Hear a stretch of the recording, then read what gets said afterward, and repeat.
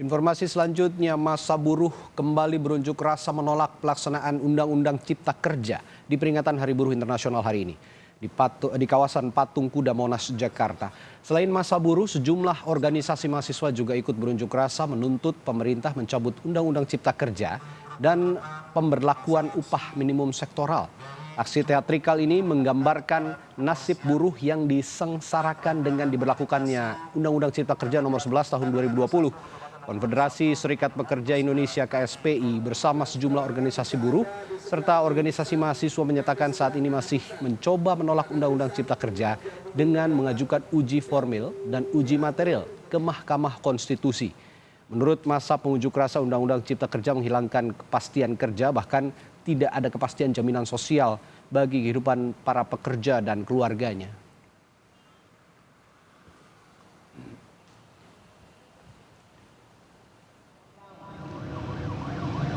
Sementara itu, aksi menolak Undang-Undang Cipta Kerja juga digelar para buruh di Kota Makassar, Sulawesi Selatan. Memperingati Hari Buruh Internasional hari ini, selain masa buruh peringatan Hari Buruh Internasional 1 Mei juga diikuti sejumlah massa mahasiswa. Dengan membawa sejumlah spanduk, unjuk rasa digelar di bawah jembatan layang Jalan Urip Sumi Harjo, Makassar, Sulawesi Selatan pada Sabtu pagi tadi.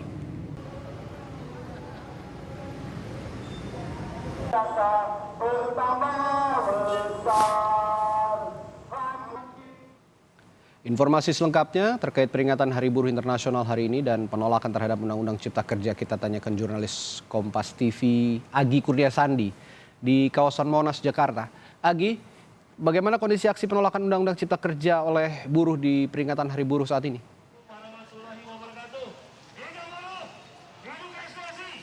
Ya, saat ini memang untuk masanya ada pembatasan Radi dan juga saudara karena di tengah pandemi sehingga harus dibatasi masa yang unjuk rasa di hari peringatan Hari Buruh Internasional ataupun May Day. Kalau tadi yang disampaikan dari pihak Konfederasi Serikat Pekerja Indonesia ataupun KSPI ini menyatakan kalau di Jakarta sendiri di kawasan Monas Jakarta Pusat ini ada sekitar 200 sampai dengan 300 buruh saja. Sedangkan untuk total keseluruhannya kalau disampaikan dari Presiden KSPI Said Iqbal ini mengatakan totalnya ada 50.000 buruh yang hari ini menggelar secara serentak di 24 provinsi dan juga 200 kota dan kabupaten dan 3.000 perusahaan ataupun pabrik yang menggelar unjuk rasa ataupun penyampaian aspirasi penolakan Undang-Undang Cipta Kerja yang serentak dilaksanakan di Hari Perayaan Buruh Internasional. Selain itu juga yang disampaikan oleh KSPI ataupun Konfederasi Serikat Pekerja Indonesia ini mengatakan bahwa aksi buruh hari ini dipastikan untuk menerapkan protokol kesehatan. Para massa yang hadir diharuskan untuk menggunakan masker, jaga jarak, menggunakan hand sanitizer. Bahkan juga tadi disampaikan ataupun ditunjukkan bahwa semua massa yang hari ini hadir ini telah melakukan pemeriksaan tes PCR ataupun tes antigen dan hasilnya negatif. Sehingga dari massa buruh ini mengharapkan kepada pemerintah khususnya aparat dan juga Satgas COVID-19 untuk tidak melarang penyampaian aspirasi di Hari Perayaan Buruh Internasional. Selain itu, selain adanya pembatasan jumlah massa yang hari ini dilakukan, Radi dan saudara, juga ada pembatasan waktu pelaksanaan untuk unjuk rasa. Untuk pembatasannya akan dilakukan pada pukul 9:30 sampai dengan pukul 13.00 waktu Indonesia Barat. Kalau di belakang saat ini sudah menyampaikan aspirasi dari para buruh, nantinya setelah menyampaikan aspirasi, mereka ini akan long march begitu Radi untuk menuju ke Mahkamah Konstitusi. Tetapi sayangnya dari aparat keamanan ataupun dari pihak kepolisian ini tidak memperbolehkan adanya massa untuk datang ke Mahkamah Konstitusi karena itu harus dijaga dan tidak boleh ada massa yang menuju ke sana, sehingga nantinya dari perwakilan dari buruh sekitar 20 sampai dengan 30 orang saja yang nanti perwakilan akan menuju ke Mahkamah Konstitusi. Tujuannya ialah untuk memberikan surat petisi ataupun pernyataan sikap para buruh di Hari Buruh Internasional ini. Setelah dari MK, nanti perwakilan tersebut juga nanti akan dilanjutkan untuk menuju ke Istana Merdeka untuk bertemu dengan Presiden. Tadi dikonfirmasi dari pihak KSPI ini mengatakan bahwa nantinya akan diterima oleh KSP.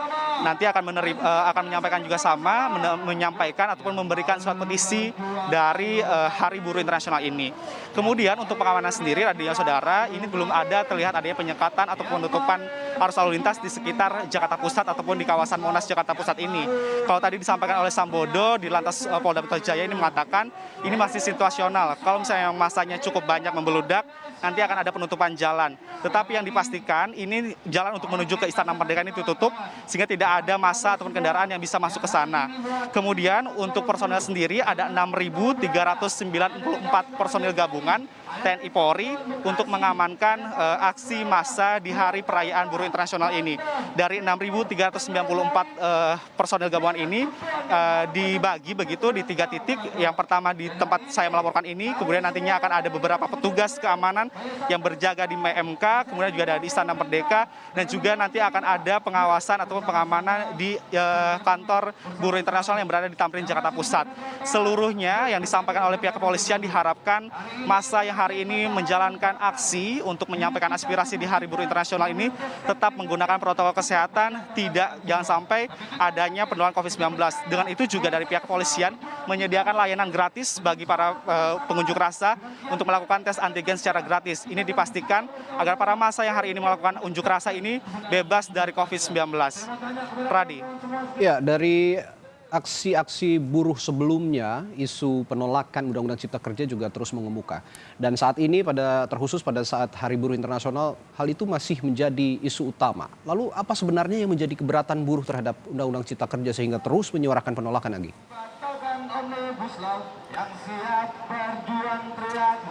Tadi juga sempat kami konfirmasi Radi dan saudara kepada perwakilan dari Konfederasi Serikat Pekerja Indonesia ataupun KSPI. Ini mengatakan untuk tuntutannya masih sama dengan tahun-tahun sebelumnya. Untuk tahun ini yakni untuk menolak ataupun meminta pemerintah untuk membatalkan Undang-Undang Cipta Kerja nomor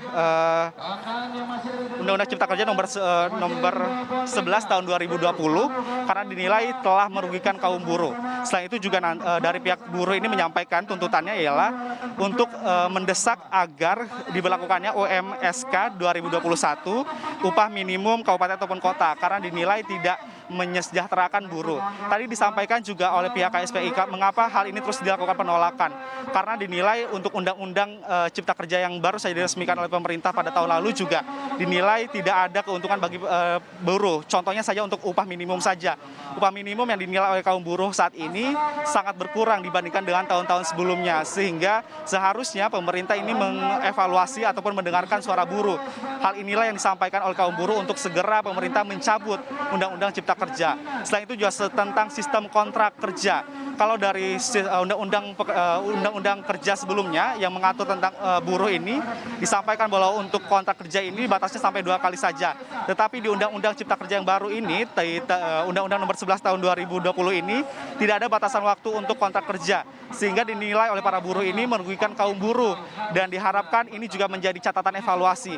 Seperti yang kita ketahui juga Radi dan saudara, sebenarnya KSPI dan juga kelompok buruh lainnya telah melakukan uji formil dan juga material di Mahkamah Konstitusi dan diharapkan dengan adanya aksi ini hakim konstitusi ataupun hakim Mahkamah Konstitusi ini bisa mendengarkan aspirasi dari buruh sehingga bisa mencabut atau mengabulkan uji formil dan uji material. Tentu yang kita akan lihat nantinya bagaimana nanti penyerahan surat petisi yang akan disampaikan oleh kaum buruh kepada pihak MK kemudian dilanjutkan kepada pihak istana ataupun presiden.